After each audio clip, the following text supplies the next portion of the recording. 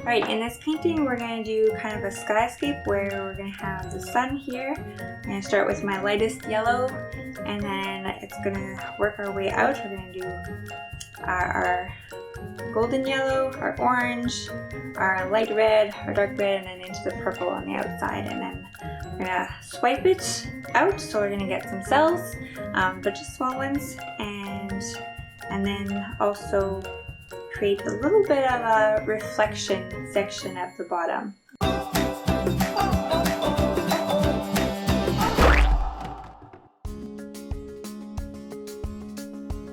And we're off. Here we're creating the yellows, and then a darker yellow, and a little bit of orange, and then some red, and then some darker red, and then some purple. And then we're going to use some blue to fill out the other side of the canvas. Okay, that's something. And Kristen is pulling out the yellow and creating a cool gradient using these cells and the technique that Floetrol does for us. It's really quite fun to watch the cells appear and still blend and work well with all the other colors. She's creating all these rays to give us a really brilliant and vibrant effect. And she's using a palette knife right now, and then she's going to use a sharper stick to pull out more intentional rays just to get a full-bodied sun effect.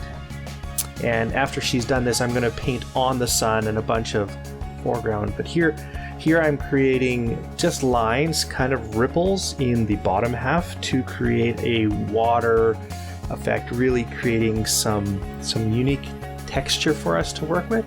So this is the final piece, and we're going to start on with the brush right away, creating the horizons and then starting to build some trees that are kind of glowing from the sun.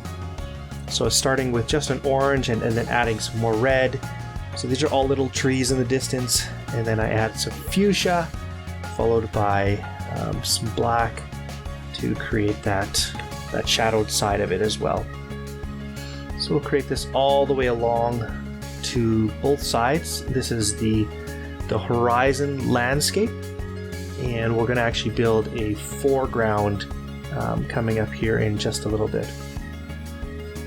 So now that we have the background, we're actually going to place the sun, which is going to be a half of a sun, and we're going to draw kind of a white line for the horizon, and then a whole bunch of white strokes to create the water effect that we're looking for. And I'm really excited to show you how it's all appearing.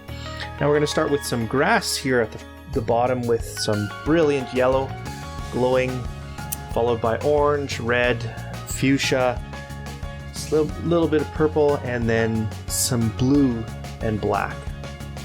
And it'll all dry a little bit darker than what it's showing, but it's really going to create the foreground for us.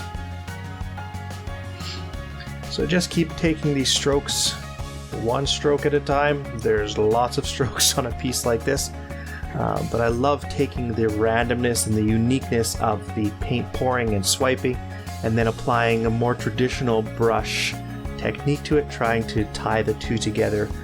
It's a lot of fun, and it creates for very unique and very emphatic pieces. Really like the brilliance of this one.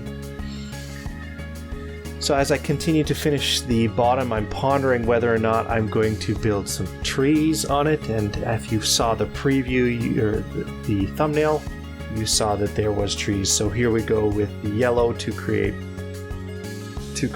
the trunks, and a bunch of yellow branches on the left side, followed by orange, building a little bit more onto the right side, and then we put some red on there, and then some dark blue.